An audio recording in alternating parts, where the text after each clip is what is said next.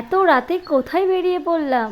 So hello everyone, welcome back to our channel day out তুলিকার চ্যানেলে তোমাদেরকে অনেক অনেক ওয়েলকাম জানাই। সকাল সকাল ঘুম থেকে ওঠার কারণটা তোমাদেরকে বলছি। তখন ঘড়ির কাঁটায় বাজে প্রায় 4:30। তোমরাই বলো শীতের দিনে এত সকালে কি কারোর ঘুম ভাঙে? তাড়াহুড়া করে ঘুম থেকে উঠে পড়েছি, এখানে ব্রাশ করে চলে এসেছি। আমরা যেহেতু অনেকটা দূরে যাব তার জন্যই রোদে বেরোতে হয়, তার জন্যই সানস্ক্রিনটা ভালো করে মেখে নিচ্ছি। তোমরা তো জানোই যে রিসেন্টলি আমাদের একটা বিয়ে বাড়ি, তার জন্য স্কিনটাকে প্রোটেক্ট রাখাটা খুবই দরকার। শীতকালে লিপ বাম তো মাস্ট। যেহেতু বাসে যাব তার জন্য লিপস্টিকটা করলাম না, কারণ লিপস্টিক করলে আমার প্রচুর গা গুলে। আমরা মেয়েরা যতই বলি যে সাজগুজ করব না, তবুও যে আমরা একটু একটু করে কতটা করে ফেলি সেটা আমরা নিজেরাও জানি। এত সকালে ঘুম থেকে উঠে ঢুলু ঢুলু চোখে আমি মাস্কারা লাগাতে ভুলি না। এদিকে দেখো তবুও ঢং করতেই ব্যস্ত। এদিকে তোমাদের দাদাভাই আমাকে ভীষণ তাড়া দিচ্ছে, তার জন্য চট করে আমি হুডিটা পরে নিলাম। জানো তো এত সকাল সকাল বেরিয়েছি তার জন্য সোয়েটারটা পরতে আজকে পরেছি তোমাদের দাদাভাইয়ের দেয়া নতুন জুতো। তো কেমন হয়েছে বলো? বাড়ি থেকে বেরোতে প্রায় ওই 4:45 মতন বেজে গেছি। বাইকে না উঠতে এত ঠান্ডা লাগছে আমাকে, যদিও বা আমার টুপিটা ছিল। বেরিয়ে দেখছি এখনো অন্ধকার কাটেনি, ভীষণ পরিমাণে আজকে কুয়াশাটা পড়েছে, তোমরা দেখলেই বুঝতে পারবে। ওই যে আগেই বলেছিলাম যে আমরা অনেকটা পথ যাবো, তার জন্য আগে থেকে পেট্রোল পাম্প থেকে পেট্রোল নিয়ে নিই। ওখান থেকে পেট্রোল ভরে আমরা বেরিয়ে পড়লাম আমাদের মেন গন্তব্যস্থলে। জানো তো এর আগে এত সকালে আমি খুব একটা বেরোই না। আজকের আবহাওয়াটা ভীষণ মিষ্টি ছিল। দেখো চারিদিকটা কেমন কুয়াশায় ঢেকে গেছে। রোডে খুব একটা গাড়ি যাতায়াত করছিল না। আজকে আমরা দুজনে যাবো না, যাবে আরো একজন, যে আসবে তার জন্য এখানে আমরা অপেক্ষা করছি। এদিকে আমরা প্রায় 10 থেকে 15 মিনিট দাঁড়িয়ে আছি, এখনো আসছে না। এই দেখো চলে এসেছে। বোনও আজকে আমাদের সাথে যাবে। তো এখান থেকে আমরা সোজা যাব দেউলিয়া। এখন প্রায় কুয়াশাটা কমে গেছে। এদিকে দেখো তোমাদের সাথে কথা বলতে বলতে আমরা দেউলিয়াতে চলেও এসেছি। রাস্তায় যেহেতু ঠান্ডা ঠান্ডায় এসেছি তার জন্য একটু গরম গরম চা খেয়ে নিলাম। এইদিকে চা খেতে খেতে বাসের জন্য ওয়েট করছি। কিছুক্ষণ দাঁড়িয়ে থাকার পর বাস চলে এসেছে। বাসে যেহেতু ভীষণ পরিমাণে ভিড় ছিল তার জন্যই আমরা এক জায়গায় বসতে পারিনি, সবাই আলাদা আলাদা জায়গায় বসেছি। প্রায় অনেকক্ষণ পরে এখানে সূর্যি মামার দেখা মিললো। দেখো কত সুন্দর লাগছে। এই দেখো তোমাদেরকে বলাই হয়নি যে আমরা কোথায় যাচ্ছি। আমরা যাচ্ছি শপিং করতে, তাও আবার অনেকটা দূরে। এদিকে আমি তো বাসেই ঘুমিয়ে পড়েছি প্রায় অনেকক্ষণ। প্রায় 1 থেকে 1.5 ঘন্টা বাসে থাকার পর আমরা চলে এসেছি। আমরা এসেছি জেপি মার্কেট। শপিং করবে বলে মনটা তো ভীষণ পরিমাণে খুশি। বাড়ি থেকে যেহেতু আমরা অনেক সকাল সকাল বেরিয়েছি তার জন্য টিফিন করে বেরোনো হয়নি। আমরা ভেবেছিলাম যে এখানে টিফিনটা করেই তারপর শপিংটা করবো। বোন বাড়ি থেকে চাউমিন করে এনেছিল আর আমি এনেছিলাম তার সাথে ছোলা, অনেক কিছু। ফটফট করে খাওয়া দাওয়া কমপ্লিট করে আমরা এবারে বেরিয়ে পড়লাম কেনাকাটা করতে। তো এইদিকে দেখো শাড়ির কালেকশন চলে ভালো করে।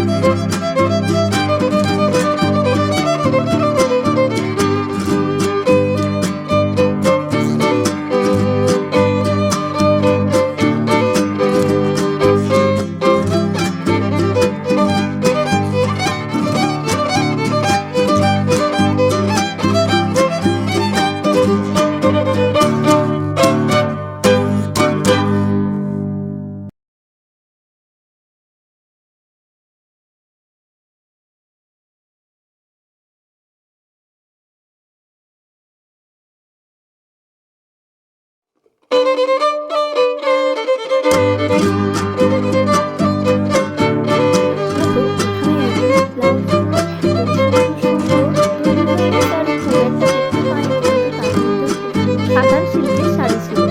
তোমাদের কিছু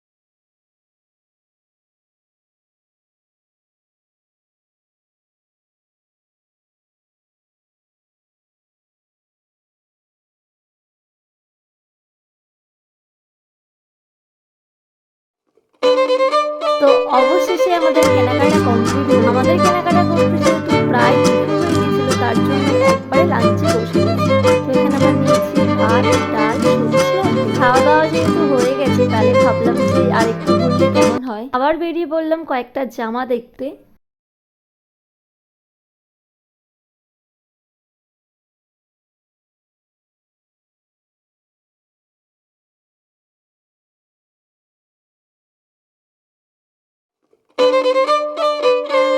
বাড়ি আসার ভিডিওটা তোমাদের সাথে শেয়ার করতে পারিনি, কারণ এতটা পরিমাণে শরীর খারাপ হয়ে গেছিল যে আমি ভিডিও নিতে পারছি। বাড়িতে এসে প্রায় 2 ঘন্টা ঘুমানোর পর গেছিলাম বাচ্চাদের অনুষ্ঠান দেখতে। চলো তোমরা একটু দেখো। গানটা দিতে পারিনি কারণ